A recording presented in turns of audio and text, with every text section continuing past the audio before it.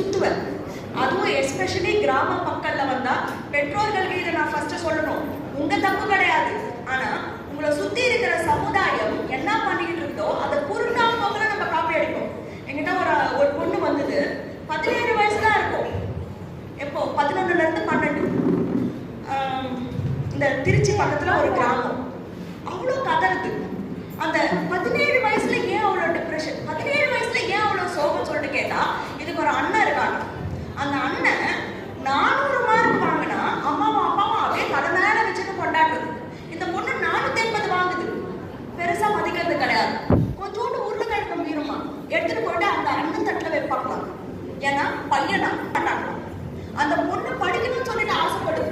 இல்ல இதெல்லாம் அனுப்ப முடியாது, நீ இங்கேயே படின்னு சொல்லிட்டு அந்த பெண்ணை டேஷ் 300 மார்க் வாங்கிட்டு உட்கார்ந்து இருக்குது. ஃபாரினுக்கு போய் படிக்க வைக்கிற எங்க இருந்து வந்து இந்த மென்டாலிட்டி? நான் சொல்றேன், வருத்தப்படுறீங்க. நீங்க என்ன சொன்னாலும் மேடம் பிராக்டிகலா நம்மளாம் யோசிக்க வேண்டியது இருக்குது மேடம் அப்படின்னு சொல்லிட்டு எனக்கு கதை பேசிட்டு இருப்பீங்க. அதெல்லாம் ஒண்ணுமே கிடையாது.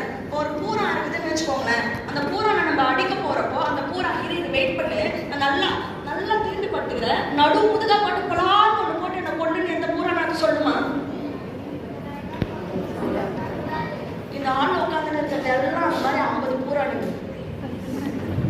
கை தட்டுங்க.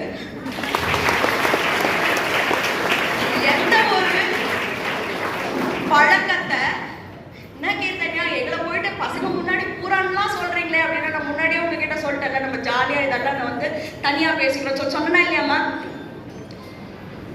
ஏன்னா ஆர்டிஃபிஷியல் இன்டெலிஜென்ஸ் வரதுல ஒரு ஸ்ட்ரீமும் அப்படியே அழகா கட் பண்ணி போடுறாங்க.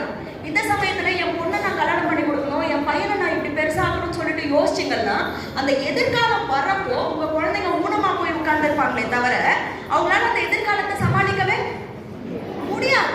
சோ பொண்ணு பையன் பிரிச்சு பார்க்கறத விட என் குழந்தைக்கு தைரியம் இருக்கா, என் குழந்தையோட மனசுல நல்ல நல்ல நினைப்புகள் இருக்கா, இந்த உலகமே என் குழந்தைகிட்ட என்ன தப்புன்னு சொல்லிட்டு சுட்டி காமிச்சாலும் சின்ன சின்ன விஷயங்கள் அவன் எது கரெக்டா பண்றானோ பொறுமையா இருந்தான்னா பொறுமையா இருக்கிறான், பாசமா இருந்தான்னா பாசமா இருக்கிறான்.